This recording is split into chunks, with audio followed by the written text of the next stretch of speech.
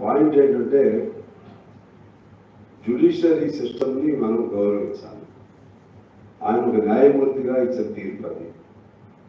అప్పుడు ఇచ్చిన తీర్పుని ఇప్పుడు దాన్ని ప్రస్తావన చేస్తూ ఆయన మొన్న ఉపాధ్యక్షుడి అభ్యర్థిగా పోటీ పెట్టారు. దేశ ఉపరాష్ట్రపతి అభ్యర్థిగా పోటీ పెడితే ఇటువంటి నక్సలైట్లు కమ్యూనిస్టులకు సంబంధించినటువంటి వాళ్ళని పోటీ పెడతారని కూడా మాట్లాడటం జరిగింది. దానికి అనుకున్న అంతరార్థం ఇవాళ అర్థం చేసుకోవాలి.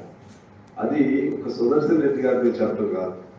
న్యాయ వ్యవస్థను ఆయన రాజ్యాంగంలో ఉండి న్యాయ వ్యవస్థను గౌరవించవలసిన వ్యక్తి న్యాయ వ్యవస్థను బెదిరించే ధోరణితో మాట్లాడినట్టుగా అర్థమవుతుంది. ఇప్పుడు ఉన్నటువంటి వాళ్ళు కూడా ఎవరైనా సరే ప్రభుత్వ నిర్ణయానికి వ్యతిరేకంగా ఉండటానికి వీలు లేదు.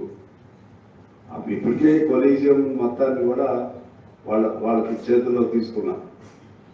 ఇప్పుడు ఒకవేళ ఒకళ్ళిద్దరు మంచి పారదర్శకంగా ప్రగతిశీల భావాలతో ఎవరైనా న్యాయమూర్తులు ఉన్నా సరే వాళ్ళని బెదిరించే లక్ష్యంగా పెట్టుకుని సుదర్శన్ రెడ్డి గారిని ఆయన ఆ విధంగా కామెంట్ చేయడం జరిగింది.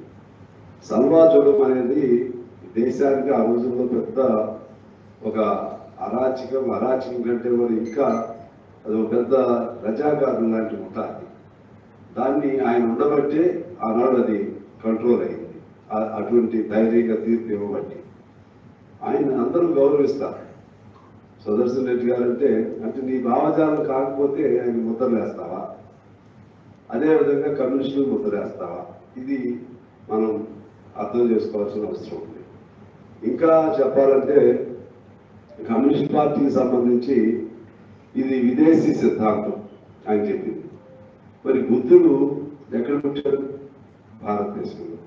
బౌద్ధ మతం జపాన్, చైనా, ఇంకా మన శ్రీలంక, అలాగే మలేషియా, ఇంకా సింగపూర్ అనేక దేశాల్లో బౌద్ధ మతం విస్తరించబడింది.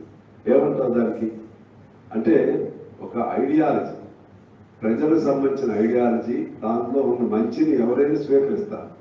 కానీ మనకి మూలం మార్క్సిజం, కానీ దానికి చట్టం భారతదేశ పరిస్థితులకు అనుగుణంగానే అందులో ఉన్న మంచిని స్వీకరిస్తాం.